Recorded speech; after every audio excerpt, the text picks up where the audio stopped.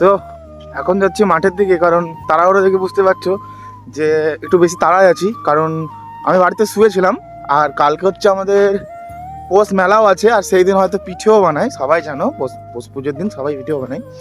সেই কারণে আমার যেহেতু জেঠিমা মারা গেছে, চুলের অবস্থা দেখে বুঝতে পারছো কালকে আমার জেঠিমা মারা গেছেন, সেজন্য আমাদের কোনো পিঠে টিঠে হবে না, কারণ আমাদের তো পালতে হয় জানো নিয়মে।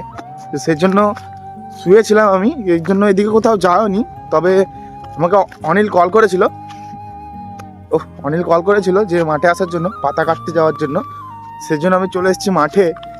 তো তোমরা মাঠের ভিউটাও দেখো, আর আমরা কি করছি সেটাও দেখো। আশা করছি তোমাদের একটু হলেও ভালো লাগবে। তো চলো সোজা যায় অনিলের কাছে। আমি এখানে চলে আসি অনিলের কাছে, আর অনিলের কাছে আগের থেকেই রয়েছে, এখানে রয়েছে জিৎ, রাজীব, দেবু আর আমাদের বিক্রম এখানে ফোনে কথা বলছে। আর এই যে নিম গাছটা তোমাদের দেখাচ্ছি, এই নিম গাছটা কিন্তু অনেক দিনকার পুরনো। আর আশিদের বাবা রয়েছে পেঁয়াজের জমিতে, বিক্রম যায় আগুন আনার জন্য, আগুন পায় না। আর এই যে পেঁয়াজের জমি আশিদের বাবা বসে বসে নেড়াচ্ছে। আশিদকে তো তোমরা আগের ভিডিওতে দেখেছো, যার ফোন হারিয়ে গেছিলো। তারপরে গাইস আমি চুলে হাত দিয়ে চলে যাই সামনের দিকে। এখানে যে লঙ্কা গাছ রয়েছে, কিন্তু এখানে লঙ্কার কোনো নামও নিশান নেই গাইস, ঠিক আছে। আর ওই দূরে যাবো এই বাগানে, আর প্রথমে এই কলা গাছগুলো দেখতে পাই। এখানে আমরা যেই রকম পাতা চেয়েছিলাম সেই রকম পাতা পাইনি, তাই ভাবলাম যে বড় বাগানের দিকে যাব। আর বিক্রমের হাতে যে পাটকাঠিটা ছিল, ও অবশেষে আগুন পেয়ে যায়, হাতের পাটকাঠিটাকে ও ধরিয়েই ফেলে। এই যে এই বাগানটা আমরা পাইনি, তাই যাচ্ছিলাম সামনের দিকে। আর সামনের দিকে যেতেই আমাদের অনিল একটা পেঁপে বাগান দেখতে পাই, আর অনিল পেঁপেটা টুকুস করে কেটে নেয়। আর তারপরে সামনে দেখো এখানে রয়েছে গাজর গাছ, গাজরগুলো মোটামুটি হয়ে গেছে। আর অনিল পেঁপেটাকে পুরো কেটে সবাইকে ভাগ করে দিচ্ছিল সূক্ষ্মভাবে।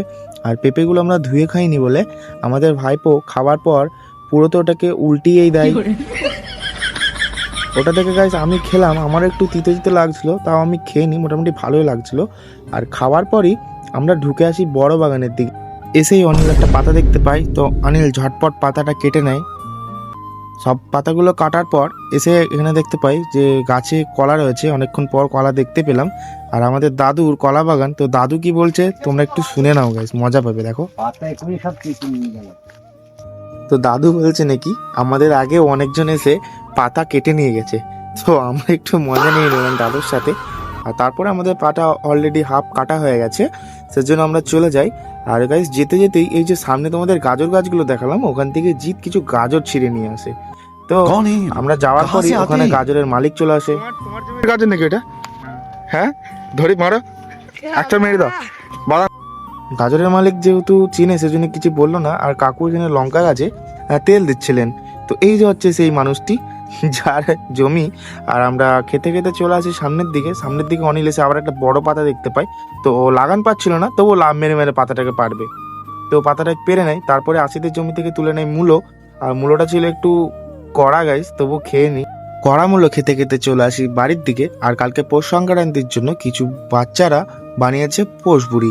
তো পোষবুড়িটা দেখতে ছিল অনেক ভয়ঙ্কর। এইরকম পোষবুড়ি কে কে বানিয়েছো আমাকে অবশ্যই কমেন্টে বলবে। ওরা চলে যায় বাড়ির দিকে, আর আমিও চলে আসি। আর আমার এই ভিডিওটি কেমন লেগেছে অবশ্যই কমেন্টে বলবে। আর এইরকম ভিডিও দেখার জন্য আমাকে সাবস্ক্রাইব করে নেবে। তো টাটা গাইস।